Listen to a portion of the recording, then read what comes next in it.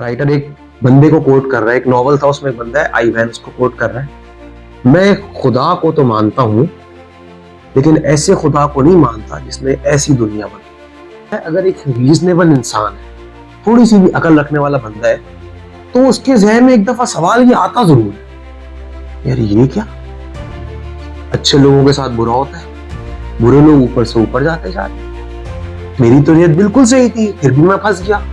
क्योंकि हमारी दुआएं कभी कबूल इस तरह होती नहीं है, अगर होती नहीं मतलब कि दुनिया के असूल चेंज हो जाए, हमारे अराउंड दुनिया बन जाए, ऐसा तो नहीं होता ना। हम प्रॉफिट को आइडियलाइज करते हैं इसलिए क्योंकि उन्हें इन सब मुश्किलात में ही सरवाइव करके गुजरे। हर दुकानदार कह रहा है कि मैं सच्चा हूं और बराबर वाला झूठा है। ये जरूर हो सकता है कि सब झूठ बोल रहे हो, ये नहीं हो सकता कि सब सच्चे हो। कोई हल नहीं नजर आ रहा था, हम कंप्लीट मायूस हो चुके थे, उसमें उससे चला जाता था, बिल्कुल बेबस हो चुका था। उसने कहा अचानक हमें एक फिजियोथेरेपिस्ट मिला, उसने मेरी बेटी का पाँव पकड़ा, कड़क करके सेट कर दिया और ठीक है। तो राइटर जवाब देता है थिंग्स आर गुड फन। जब आप वाकई में अपने आप से सवाल करेंगे ना मैं गलत क्या कर रहा हूँ, आपको अच्छा जवाब नहीं मिलेगा, क्योंकि हम सब अक्सर गलत कर रहे होते हैं। राइटर बोलता है जब आप अपने फॉल्ट ढूंढना शुरू करेंगे ना इस तरह अपने पार्टनर से डिस्कस करके, ये ऐसा ही है जैसे आप डायरेक्ट खुदा से बात करें, वो आपको आपकी कमजोरियां बता। राइटर बोलता है ये आपकी रिक्वायरमेंट है कि जब आपके वालिद साहब की डेथ हो तो अपने घर में सबसे ज्यादा मजबूत आप हो, और आदों को इतना मजबूत बनाए कि वो मुश्किलात संभाल सके। मुझे ये लगता है कि हमारी जो जनरेशन है हमें उनको सबसे ज्यादा मजबूत करना है, क्योंकि उनको पाकिस्तान में रहना है।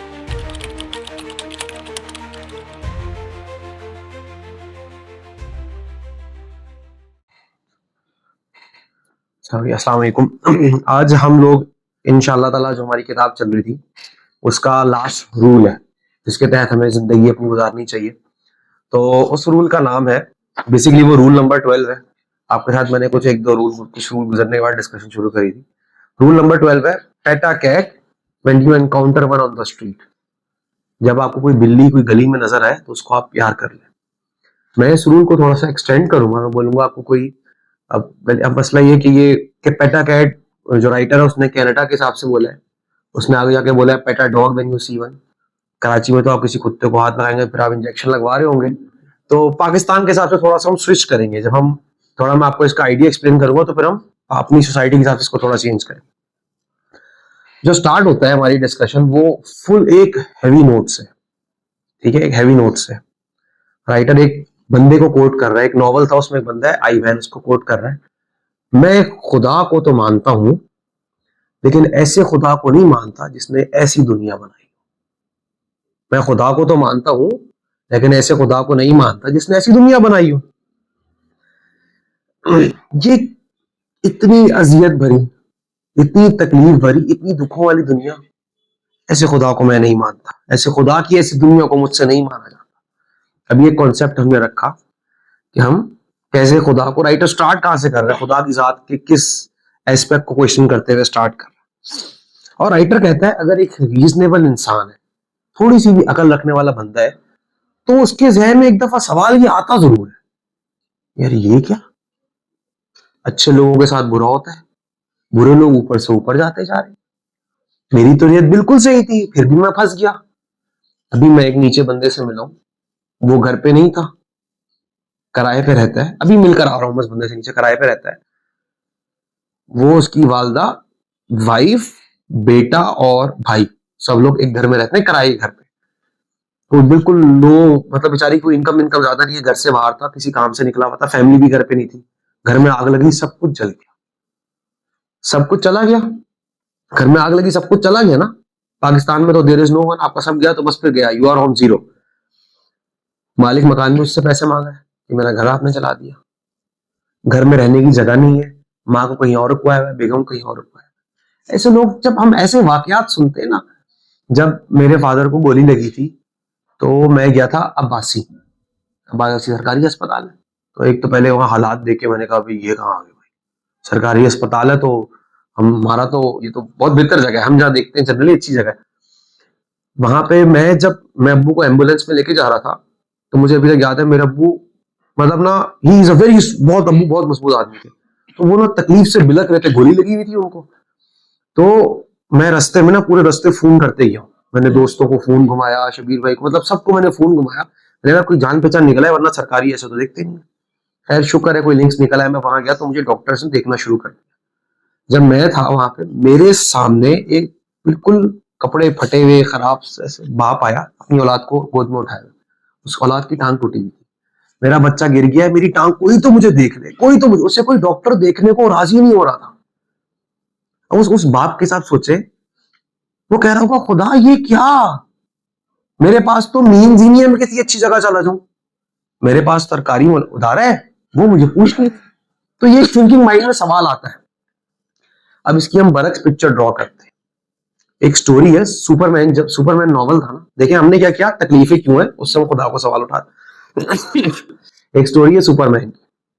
सुपरमैन जब शुरू शुरू में आया ना, तो सुपरमैन को उसके राइटर्स ने बहुत ज्यादा पावरफुल बना दिया। उसकी कोई कमजोरी नहीं थी, वो बिल्डिंग्स भी उठा लेता, पूरे प्लेनेट्स भी मूव कर देता, हर किसी विलन को हराया था, कभी मार ही नहीं खाता उससे। तो उसकी ना पॉपुलैरिटी नीचे होनी शुरू हो गई। फिर राइटर्स ने, सुपरमैन के राइटर्स ने उसकी कमजोरियां बनाई कि उसको सूरज से पावर चाहिए, या उसकी क्रिप्टोनाइट वीकनेस है जिससे वो कमजोर हो जाता है। तो फिर सुपरमैन की पॉपुलैरिटी आना वापस शुरू हुई। हम लोग इससे पॉपुलैरिटी कैसी आई, जब कमजोरियां आई। हम लोग हीरो किसी को तसव्वुर ही कब करते हैं, जब वो तकलीफों को ओवरकम कर सकता है। राइटर बोलता है जो दुनिया बनाई है ना, इसके पीछे कॉन्सेप्ट ही यही है कि जो इंसानी बीइंग है उसने तकलीफों को ओवरकम करना है। अब एक बात सोचें आप लोग, थोड़ी मुश्किल मिसाल है, समझे जरा। हमारे रिलीजियस एवटार्स हैं, सही है, हम लोगों के Muhammad peace be upon him, कुछ लोग हजरत ईसा अलैहिस्सलाम, डिफरेंट डिफरेंट एवटार्स हैं डिफरेंट रिलीजन्स के। हर रिलीजियस एवटार को आपको मिलेगा उसने मुश्किलात उठाई, ऐसा ही है। और हमारे हम उनकी जिंदगी से क्या सीखते हैं, इस तरह हम प्रॉफिट जिंदगी से क्या सीखते हैं। उन्होंने मुश्किलात को सरवाइव करा, अल्लाह ताला से दुआ करी, अपने पेट पे दो दो पत्थर बांध के जंग के लिए स्टैंड किया। हम उनको तभी इतना रिवेयर करते हैं ना। अगर हमेशा ऐसा होता कि प्रॉफिट पे कोई भी मसला आया होता, प्रॉफिट अल्लाह से दुआ करते, सारे दुनियावी निजाम तबाह हो जाता और प्रॉफिट का मसला हल हो जाता, तो हम उनको क्या इस तरह आज मॉडल बना सकते थे? नहीं, क्योंकि हमारी दुआएं कभी कबूल इस तरह होती नहीं है ना। अगर होती है मतलब कि दुनिया के असूल चेंज हो जाए, हमारे अराउंड दुनिया बन जाए, ऐसा तो नहीं होता ना। हम प्रॉफिट को आइडियलाइज करते हैं इसलिए क्योंकि इन सब मुश्किलात में ही सरवाइव करके गुजरे हैं। तो राइटर बोलता है अगर आपका थिंकिंग ब्रेन है, ये सवाल तो आएगा जहन में, लेकिन खुदा ने आपको बनाया ही ऐसा है कि आप आइडियलाइज को करते हैं जो प्रॉब्लम से आगे निकल जाता है। तो राइटर कहता है कि अगर आप मुश्किलात के आगे हाथ धो बैठते हैं, मुश्किलात से हार मान लेते हैं कि यार दुनिया है ही मरूस, मेरे हिसाब से एक काम तो ये होता है कि आप मुल्क छोड़ के जाना शुरू कर देते हैं, जैसे हम करते हैं। भाई हम हार मान चुके हैं, हम बोलते हैं भाई बाहर चले जाए, और तो कोई हल नहीं है हमारे पास। दूसरा राइटर बोलता है इसकी ऑपोजिट क्या है कि आपकी बुराई जो है ना, वो एक्सपोनेंशियली बढ़नी शुरू हो जाती है। आप लोग नोटिस करो, जिस तरह हमारी इकोनॉमिकल और पॉलिटिकल सिचुएशन खराब हो रही है ना, हमारी मॉरल सिचुएशन भी खराब होती जा रही है। एक बंदा जो सही काम करना चाह रहा है ना, वो भी सही काम नहीं कर सकता। ये डिफॉल्ट हो गया है हमें कि हम डिफॉल्ट कि आप झूठ बोलेंगे। मैं कुछ दिनों पहले जब मेरे वाले साहब हयात थे, मुझे अब्बू ने कहा मोटर लेकर आओ, पानी की मोटर होती है ना चलाने वाली। मैं मोटर लेने मार्केट गया। अब आप पूरी मतलब 2-3 घंटे लगाया, घूमा, ख्वार हुआ, इतने लोगों से इंटरव्यू लिए। अब्बू ने कहा क्या हुआ? मैंने कहा अब्बू हर दुकानदार कह रहा है कि मैं सच्चा हूं और बराबर वाला झूठ है। ये जरूर हो सकता है कि सब झूठ बोल रहे हो, ये नहीं हो सकता कि सब सच्चे हो। ये मॉरल डिग्रेडेशन आती ही तब है, राइटर कहता है, जब आपके अंदर से उम्मीद खत्म हो जाए, आप ईविल के सामने हाथ धो बैठे। फिर होता क्या, जैसे हमारे यहां हो रहा है, दूसरे की टांग खींचो ऊपर बढ़ जाओ। माहौल तो खराब ही है, खराब से खराब होता जा रहा है, तो हम अपना कैसे सेव कर सकते हैं? पैसे खिलाकर, टांग खींच के। और अफसोस क्या है कि ये नेवर एंडिंग सर्कल बन जाता है। अगर हमारी सोसाइटी इस तरफ जाने लग गई है ना कि हम एक दूसरे की टांग खींच के अपने आप को सेव कर रहे हैं, क्योंकि हम मायूस हो चुके हैं कि सही काम करने का कुछ सही अजर नहीं मिलेगा हमें, तो फिर आपका एक बॉटमलेस पिट है। बस फिर आप नीचे से नीचे, नीचे से नीचे, नीचे से नीचे ही जाते जा रहे हैं। राइटर बोलता है और अक्सर ऐसा होता भी है। मैं आपको चले अपने बारे में बताता हूँ। थोड़ा मैं सोचता था, ओवर थिंक करूँ, थोड़ा थोड़ा ये है, दिमाग खराब हो जाता है। अब बैठा हुआ मैं सोच रहा हूँ यार, मेरे जहन में क्या आता है कि मेरे इलाके में मेरी हिफाजत करनी थी मेरे पुलिस स्टेशन में। जब मैं वहां से गुजरता हूँ मुझे डर लग रहा होता है, अगर मेरे साथ कोई ज्यादती करे तो मुझे तो जाना था कोर्ट। मैं बोलता हूँ अल्लाह, कोर्ट से बचा कर रखिए। अगर मैं बीमार होता हूं तो मुझे जाना था अस्पताल, और वो तो अल्लाह ने हॉस्पिटल से ही बचा के रखे। तो मैं तो कंप्लीट मायूस हो जाता हूँ। मतलब मैं बोलता हूँ इंसान करे क्या, इतनी मायूसी में इंसान करे क्या, अपने आप को मार ले क्या? अब बताओ, अपने आप को मारने के अलावा कुछ बचता नहीं है ना, अल्टीमेट यही है। अब राइटर अपनी मिसाल देता है।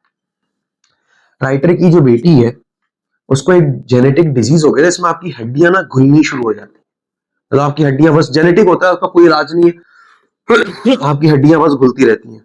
तो जाहिर बात है भाई, जिस तरह मेरी बेटी है ना, अब मेरा बेटा नहीं है तो मुझे पता नहीं, कहते हैं कि बेटी बाप की बहुत करीब होती है, कहा जाता है, सही है।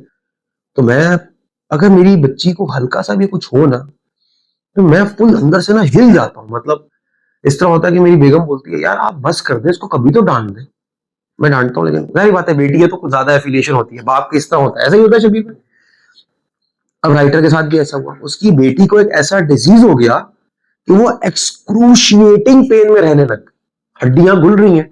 आप ना, उसके एंकल की हड्डी का मसला हो गया था, एंकल जो टखना होता है उसका, ना चल सक रहे हैं, टांगे अकड़ रही है, कुछ भी नहीं कर रहे।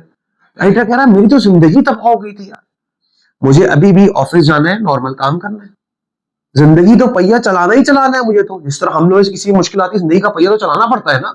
राइटर बोल रहा है मुझे जिंदगी का पहिया चलाना था। अगर आपकी जिंदगी बजाहिर सही चल रही है तब चलाना जिंदगी इतनी मुश्किल होती है, अगर सब सही चल रहा हो, कोई नागहानी मुसीबत ना आई हो, तो जिंदगी चलाना इतनी मुश्किल होती है। इतने खड्डों पे फिलील होना पड़ता है, फिर चालान कटवाने पड़ते हैं, फिर कहीं जेबें गर्म करनी पड़ती है, तभी हम यहाँ पहुंचते हैं ना भाई। फिर यहाँ के बॉस से जलील होना पड़ता है। बजाहिर ये सही जिंदगी है, इसमें इतनी मुश्किलात है। तो मेरी इतनी बड़ी, जब मेरी बेटी के साथ ऐसा हो गया, मैं तो बिखर गया था। तो राइटर ने कुछ बताया, जब ऐसी नागहानी आफत आ जाए तो मैंने क्या किया।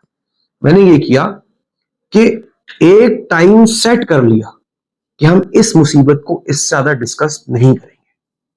और ये बात देखें लॉजिकली ना बिल्कुल ठीक है। हमारे घरों में प्रैक्टिस क्या होती है, अगर कोई मुसीबत आई है ना, तो जब बात होगी उस मुसीबत पर बात होगी। राइटर कहता है भाई आप ये ना करें, मुसीबत आ गई है, दिन का एक आध घंटा रखें, उसको डिस्कस करें, और उसके बाद उस मामले में बात ना करें। क्यों? क्योंकि आपको जिंदगी तो चलानी है ना अपनी भाई। और राइटर बोलता है बात भी करनी है शाम रात में नहीं, क्या आप सोचते रहे रात में आपको नींद ना आए।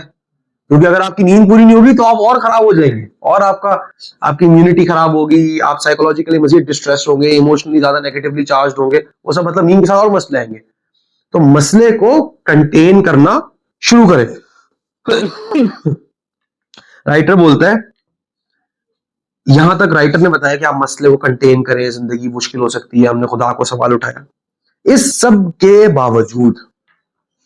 बावजूद जब आपको गली में कोई बिल्ली नजर आए उसको पेट कर लें, गली में कोई कुत्ता नजर आए उसको पेट कर लें।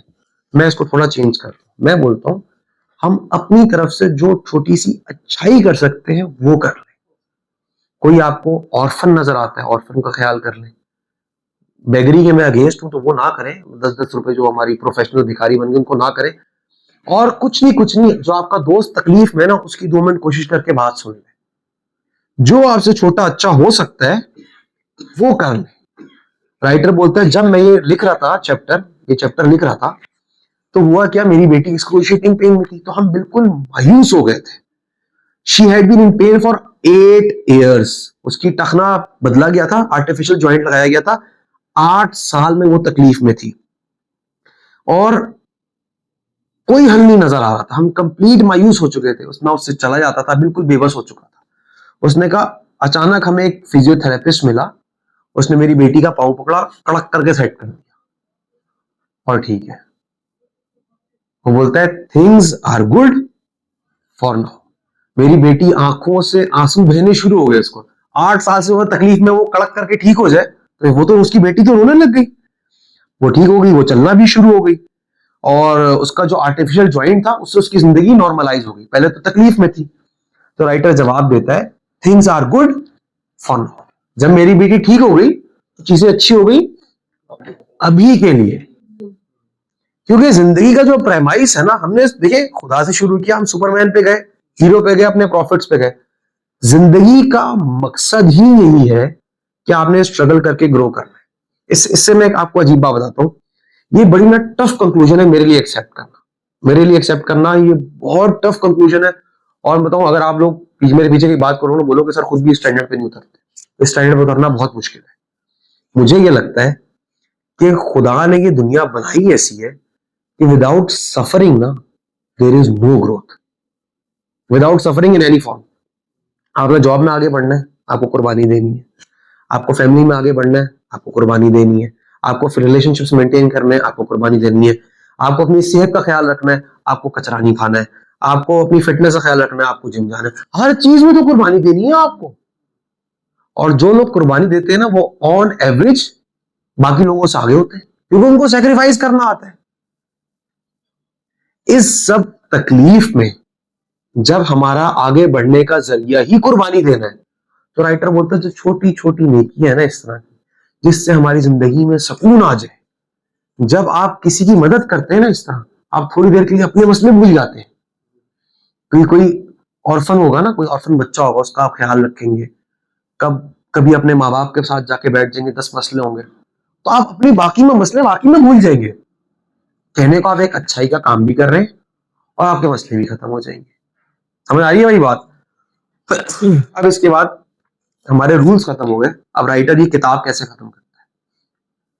राइटर पहले बोलता है भाई रिलेशनशिप्स सबसे ज्यादा एक फंडामेंटल पार्ट होते हैं। एक बहुत डिटेल स्टडी हुई, उसमें यह बताया गया कि खुशी खुशी के सबसे बड़े फैक्टर्स क्या है। हम पाकिस्तानियों से पूछा जाए खुशी कैसे आती है, हम क्या बोलेंगे भाई? क्या बोलेंगे? बेसिक मसला नहीं, खुशी आती वो तो बेसिक मसले तो पैसे से हल हो। पैसा, ये देखिए सबने पैसा। उस रिसर्च में ये निकला, वो पाकिस्तान पे रिसर्च नहीं हुई थी, सही है, पाकिस्तान के हालात थोड़े उल्टे सीधे, पाकिस्तान पे रिसर्च नहीं हुई थी। उसने कहा योर की फैक्टर इन हैप्पीनेस ना, खुशी में, वो आपके relationships, long term successful relationships, वो आपको बचती है खुश रखते हैं या आपको उदास रखते हैं। राइटर बोलता है जब मैं और मेरी बेगम का कभी ऐसा होता था ना कि हम एकदम फुल जंगली होकर लड़ाई करे जा रहे हैं। राइटर बोलता है जब कभी हम लड़ते थे, पाकिस्तानी फैमिली अक्सर हम लोग लड़ते हैं इस तरह, फुल एकदम पागलों की तरह लड़ रहे। राइटर बोलता था हम एक ब्रेक ले लेते, मेरी बेगम अलग कमरे में जाएगी, मैं अलग कमरे में जाऊंगा, और हम वाकई में अपने आप से सवाल करेंगे कि हम गलत कर क्या रहे हैं। ये कहना आसान है, अपने आप से सवाल करना ये करना आसान नहीं है। कहना आसान है कि मैं अपने आप से पूछ रहा हूं मैं क्या गलत कर रहा हूं, लेकिन ये करना आसान नहीं है। अपने आप से सवाल करना कि मैं गलत कर क्या रहा हूं, ये बहुत बड़ी बात है। लेकिन एक लम्हे को अगर आप लड़ाई से निकलेंगे तो ये रियलाइज करना कि आप गलत क्या कर रहे हैं उसके चांसेस बढ़ जाते हैं। अगर हम हीट ऑफ फाइट में है ना, तो लड़ाई लंबी से लंबी होती रहती है, कभी खत्म नहीं होती है। ब्रेक लें, आप अपने आप से सवाल करें कि मैं गलत क्या कर रहा हूं, और माइंड इट, ये लाजिम है। जब आप वाकई में अपने आप से सवाल करेंगे ना मैं गलत क्या कर रहा हूं, आपको अच्छा जवाब नहीं मिलेगा, क्योंकि हम सब अक्सर गलत कर रहे होते हैं। मुझे लगता है एक वजह जो हमारी सोसाइटी मॉरली डिग्रेड से डिग्रेड होती जा रही है, one of the contributing factors is कि हमने अपने आप के साथ बैठना छोड़ दिया। हमारे पास लिटरली सिर्फ 2 मिनट भी हो ना, हम फोन खोल के रील्स देखना शुरू कर देते हैं। हमारा अपना टाइम होता है कि हम अपने आप के साथ सच्चे हों और देखें गड़बड़ हो कहां रही है। मेरे ख्याल से अगर हम ये अपना कुछ टाइम निकाले ना कि हम अपने आप के साथ बात कर रहे हो, हमें अपनी नियतों के बारे में, अपने टारगेट्स के बारे में, अपने फ्यूचर के बारे में बहुत कुछ पता लग जाएगा। अलास वो में हम अपने आप को टाइम नहीं देते। राइटर बोलता है आप ये डिसाइड कर लें अपने रिलेशनशिप्स में, क्या आप सुकून चाहते हैं या आप सही होना चाहते हैं। हमारी मेल शोविनिस्टिक फैमिलीज है, मर्द बाय डिफॉल्ट थोड़ा भारी होता है, हमेशा मैं ही ठीक, हमेशा मैं ही ठीक हूं, हमेशा मैं ही ठीक हूं। राइटर बोलता है आप एक दफा कर लें, 2 दफा कर लें, जब आप अपनी जिंदगी में अपने रिश्तों में 10 साल तक ये करते रहेंगे ना, तो अल्टीमेटली आपका डिवोर्स हो जाएगा, बाहर हो जाता है, या पाकिस्तान में आपकी औरत बेचारी एक ज़ॉम्बी सी हो जाती है। फिर वो ये हमारी सोसाइटी की उदास रियलिटी है ना। राइटर बोलता है आपको सुकून चाहिए, अगर आपको सुकून चाहिए तो आप निगोशिएट करें, अपने अंदर की कमजोरियों को अपने पार्टनर से डिस्कस करें, पार्टनर की कमजोरियां डिस्कस करें और निगोशिएट करके हल निकालने की कोशिश करें। मैं आपको बताऊं, खुदा की कसम, ये काम करना बहुत मुश्किल काम। मैं आपको जो मंजर बेच रहा हूं, जब मैं अपनी लाइफ में अप्लाई करने की कोशिश करता हूँ, ये बहुत मुश्किल काम है, लेकिन मुझे किसी ने सिखाया नहीं, और हम में से किसी को किताब पढ़ने की आदत नहीं है, तो कभी कोई सीखता भी नहीं है। ये हम लोग एक दफा कॉन्शियस कोशिश जरूर करें ये करने कि हम हमेशा सही होने की बजाय सुकून तलाश करें, और सुकून के लिए आपको नेगोशिएट करना पड़ता है। राइटर बोलता है जब आप अपने फॉल्ट्स ढूंढना शुरू करेंगे ना, इस तरह अपने पार्टनर से डिस्कस करके, ये ऐसा ही है जैसे आप डायरेक्ट खुदा से बात कर रहे हैं। वो आपको आपकी कमजोरियां बता रहे हैं, और तभी आप ग्रो कर सकते हैं, वैसे ही आप आगे बढ़ सकते हैं। अपने प्रेजेंट पे अगर आप फुल ध्यान देंगे, अपने आप के साथ सच्चे होके, अपने पार्टनर के साथ सच्चे होके, तो अल्टीमेटली आपकी जो ट्रेजेक्टरी है ना, वो आसमानों की तरफ ही होगी। ऐसा हो ही नहीं सकता कि आपकी ट्रेजेक्टरी एवरेज हो। और यही एक तरीका है जिससे आप जो जिंदगी कंप्लीट तबाही में ले जाते हैं, इस तरह हमारी हो गई है मेरे हिसाब से। अभी तो मिडिल क्लास की भी मजीद पार्ट मेरे हिसाब से। If you are a thinking person in Pakistan ना, जिस तरह आप थोड़ा सोच रखते हैं, ख्याल रखते हैं, अपना दिमाग खोलना चाहते हैं, तो आपकी जिंदगी अभी तबाह हुई है। आप मुझे बताएं ना, अभी बिल फर्ज मैं एक पावरफुल आदमी हूँ, और क्या आप में से किसी को झापड़ मार दूं, बिल फर्ज में पावरफुल आदमी हूं, तो आपके पास कोई रिकोर्स नहीं है। सिर्फ ये टेंशन ना आपको तबाह कर देती है। आप सोचो, हमारी औलाद है, हमारी औलाद के साथ कोई कुछ कर दे, हम कुछ कर सकते हैं। मैं भी देख रहा फेसबुक पे, मेरी बच्ची का भी स्कूल में दाखिले का टाइम आ रहा है, तो मैं स्कूल्स वगैरह रिव्यूज वगैरह देख रहा हूँ। एक किसी ने फीडबैक डाला हुआ, कुछ अरसे पहले की बात है, स्कूल में 2 बच्चियों के टीचर ने गैंग रेप कर दिया। किसी के पास कोई रिकॉर्ड्स है?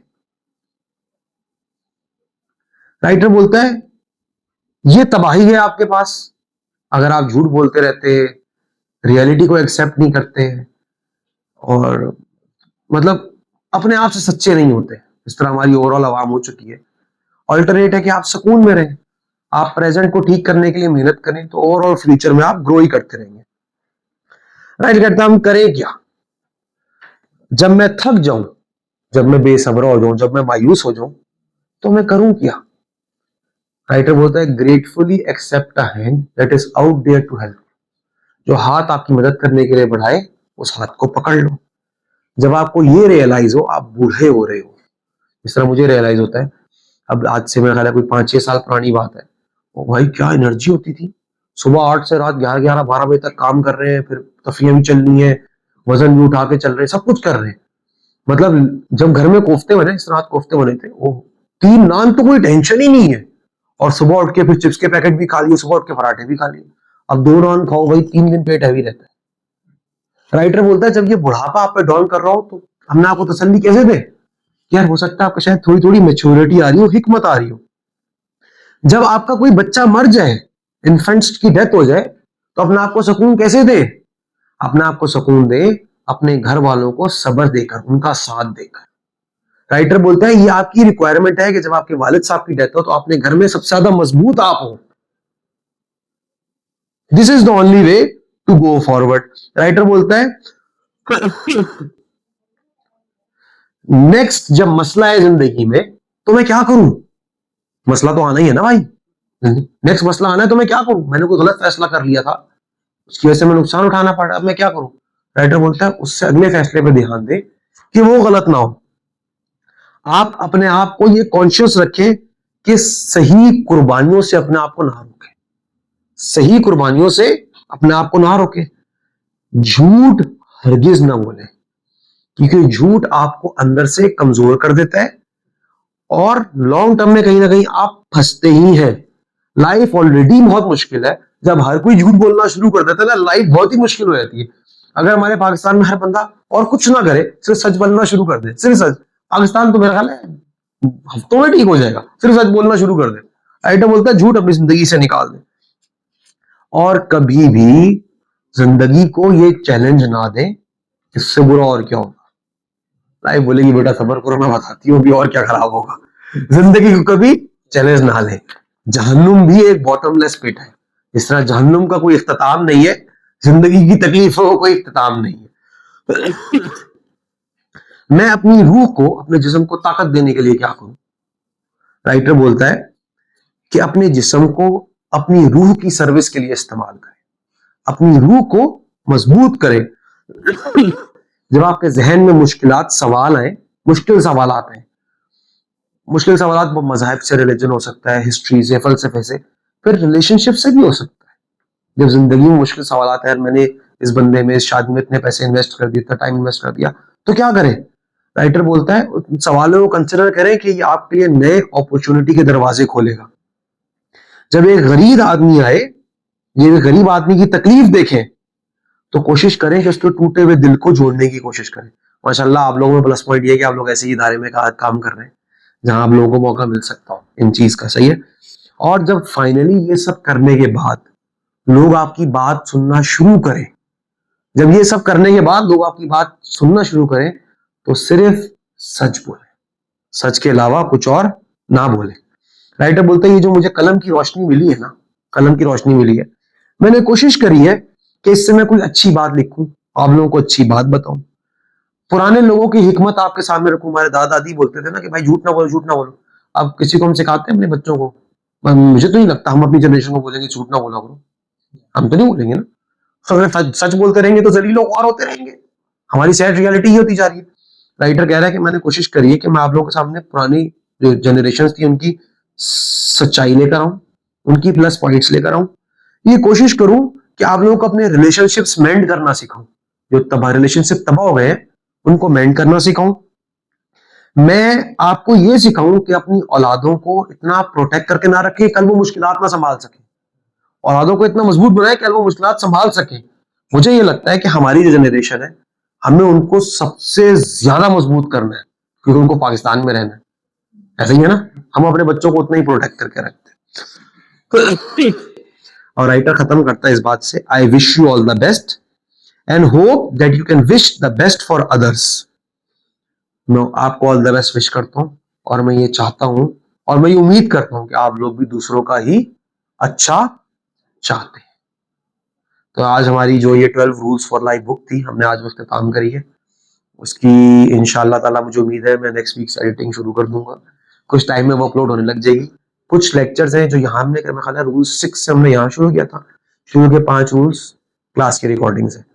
तो राइटर ने जिस तरह कहा कि कुछ आप लोगों को अच्छा सिखाया गया है, मेरी पहले तो दुआ है कि अल्लाह ताला मैं जिस नियत से ये काम कर रहा हूँ वो नियत मेरी साफ है। सही है कि जो बंदा बोल रहा होता है ना, सबसे ज्यादा जिम्मेदारी उसी पर ही होती है। सही है, पहली बात। दूसरी बात, हमने जो डिस्कस किया है उससे आप लोगों की कोई पॉजिटिव बात आप लोगों की लाइफ में आए। सही है, कोई मेरी अगर अगर खुदा ना खास्ता कुछ बुरा है ना भाई, मेरी इंटेंशन ऐसी नहीं। सही है, मैं इंसान हूं, मुझसे भी कुछ गलत हो सकता है।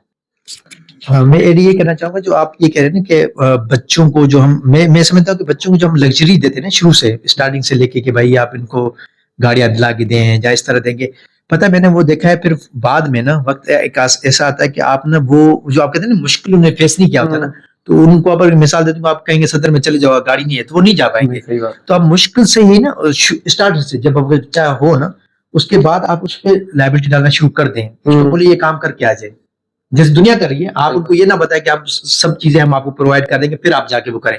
आप जब तक उनको बर्डन नहीं डालेंगे ना, जब तक वो सरवाइव नहीं कर पाएंगे। आप हर चीज की सहूलत दे देंगे उनको। तो मुझे एक ये लग रहा था कि ये ऐड करूं। अच्छा, दूसरा एक ये सवाल था कि आपने, क्योंकि आप वीडियो डालेंगे उस पर, तो आप सबसे कंसर्न ले लें। हाँ भाई, सबको ओके, कोई मसला तो नहीं है भाई किसी को?